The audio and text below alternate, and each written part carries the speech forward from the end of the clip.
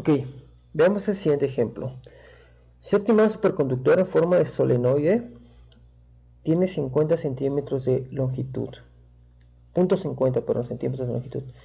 Y tenemos un imán superconductor que pues es un solenoide con un número determinado de vueltas. ¿Okay? Y tiene una longitud, el solenoide, igual a 0.50 centímetros de longitud. Es lo mismo que 5 milímetros o 5 por 10 a la menos 3 metros. Y dice que en el interior del solenoide se puede formar un campo magnético de hasta 9.0 teslas cuando las bobinas portan una corriente, ¿okay?, que es igual a 75 amperes. Los diagramas hechos de una aleación de niobio de titanio deben enfriarse a 4.2 Kelvin y encuentra el número de espiras en el solenoide. Si recuerdan, alguna vez vimos que, bueno, en un video les mencioné que los superconductores necesitan muy bajas energías para que esta corriente eléctrica se mantenga, aún a pesar de que no hay una fuente de voltaje constante. Y pues se genera este fenómeno de superconducción. Nos preguntan cuál es el número de espiras en este solenoide. ¿Okay? Debemos recordar la ecuación del solenoide, que es campo magnético por longitud del solenoide va a ser igual a la se me olvidó el nombre, a mu 0 por el número de vueltas por la intensidad de corriente. Es decir que el número de vueltas va a ser simplemente el campo magnético por la longitud del solenoide entre la permeabilidad magnética por la intensidad, y solo tenemos que sustituir 9 teslas por 5 por 10 a la menos 3 metros entre 4 pi por 10 a la menos 7 teslas metro por ampere por la intensidad de corriente, que me dicen que es 75 amperes. Y en este caso, al hacer las operaciones, 9 por 5 por 10 a la menos 3 por pi por 4 por 10 a la menos 7 por 75 nos da un resultado de 477.46 vueltas, es decir, 478 vueltas para generar, en este caso, el campo magnético de 9 teslas en el interior de este superconductor. Vamos a ver un ejemplo un poquito más complejo en esto de los solenoides. Nos dicen que tenemos un solenoide que tiene 10 centímetros de diámetro. Vamos a agarrar esta figura de la diapositiva y vamos a trabajar con ella. ¿Okay? Entonces, nos dicen que nuestro solenoide tiene un diámetro de 10 centímetros, es decir, el ancho de las vueltas, digamos, tiene 10 centímetros de radio, perdón, de diámetro, o lo que es lo mismo, 0.1 metros. Y dicen que este solenoide también tiene 75 centímetros de largo, es decir que L en este caso es 0.75 metros. Está hecho de un alambre de cobre, ¿okay? Por eso nos da la resistividad del cobre. Y este alambre de cobre tiene un diámetro de 0.10 centímetros, o lo que es lo mismo 1 milímetro, o lo que es lo mismo diámetro del alambre, diámetro del cobre, perdón, control Z,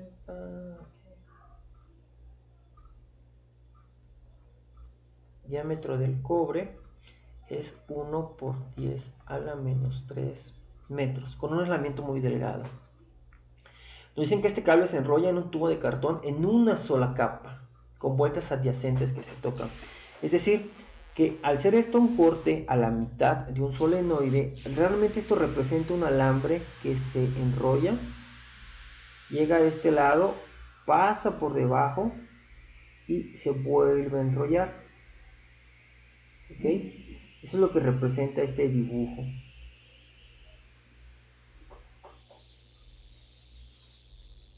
Al hacer esto, entonces, al enrollar una vuelta de alambre, ocupo un espacio igual al diámetro, es decir, aquí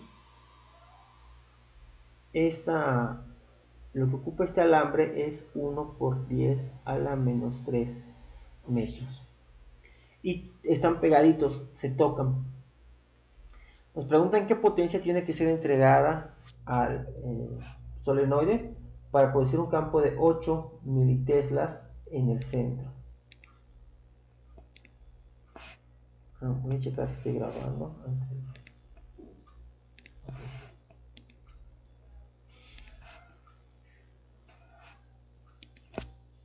Veamos. Oh.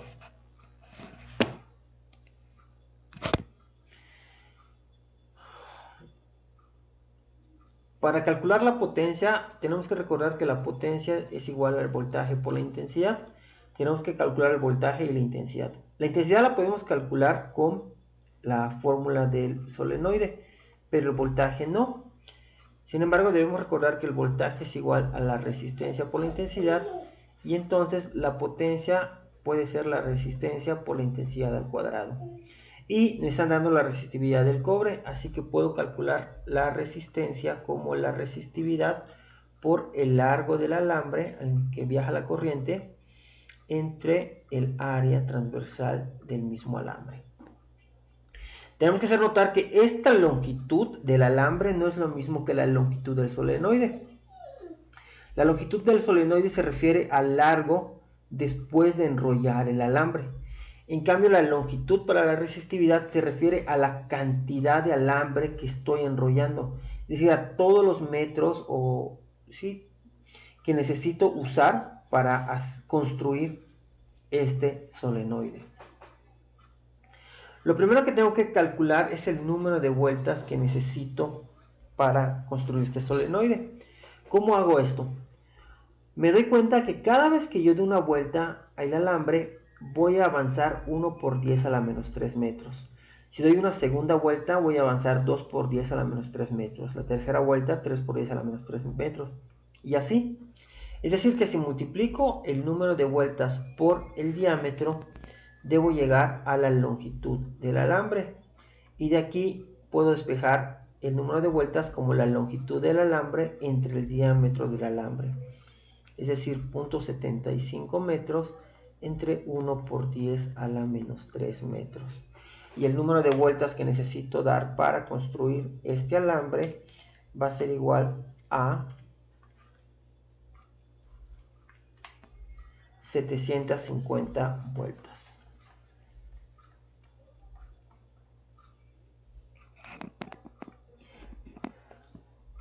Pero ahora necesito calcular la longitud del alambre.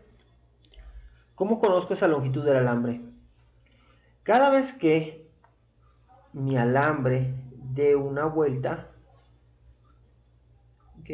habré consumido ¿cuánto alambre de cobre? Pues una circunferencia, es decir, 2pi por radio o pi por diámetro.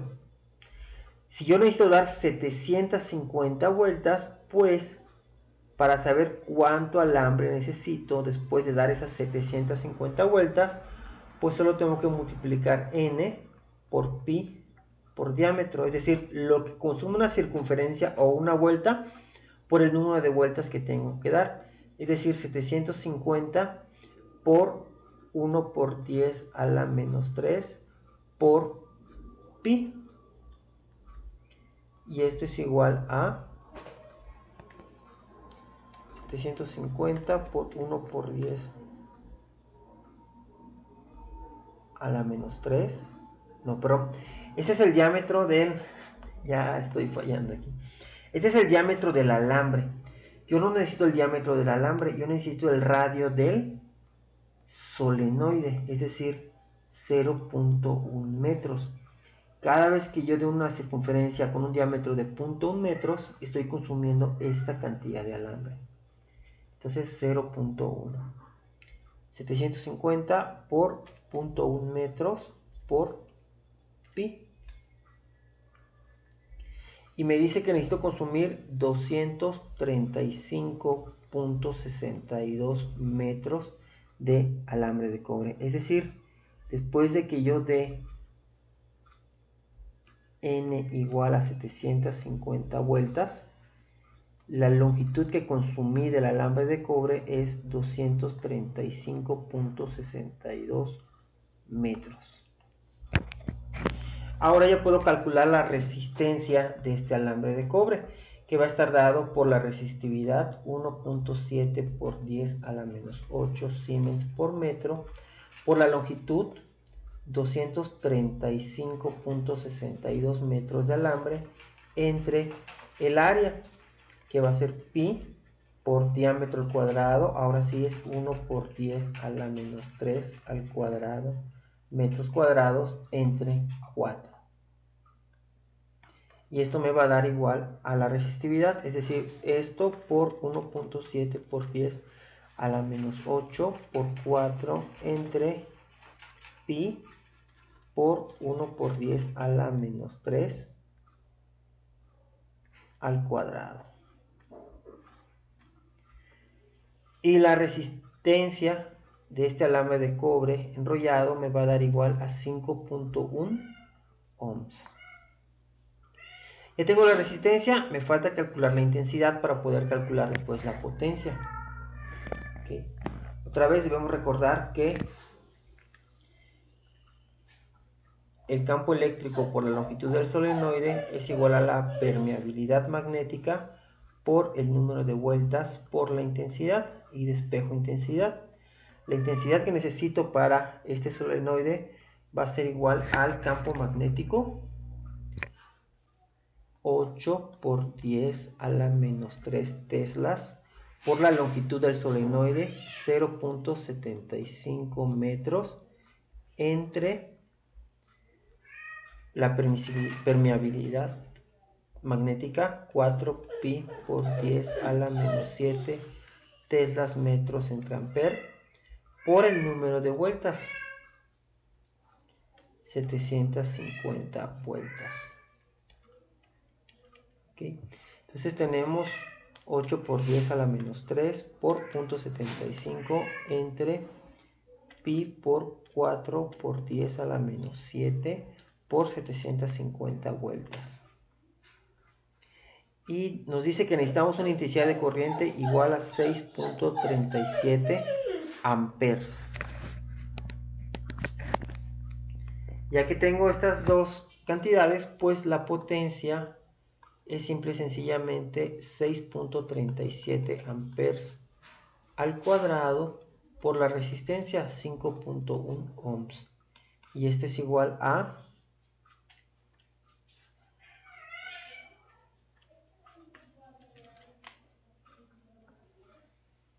206.7 watts, o lo que es lo mismo 0.2 kilowatts. Si yo entrego esta potencia a mi solenoide, voy a poder cumplir con todas las características y propiedades que me indican en este ejercicio.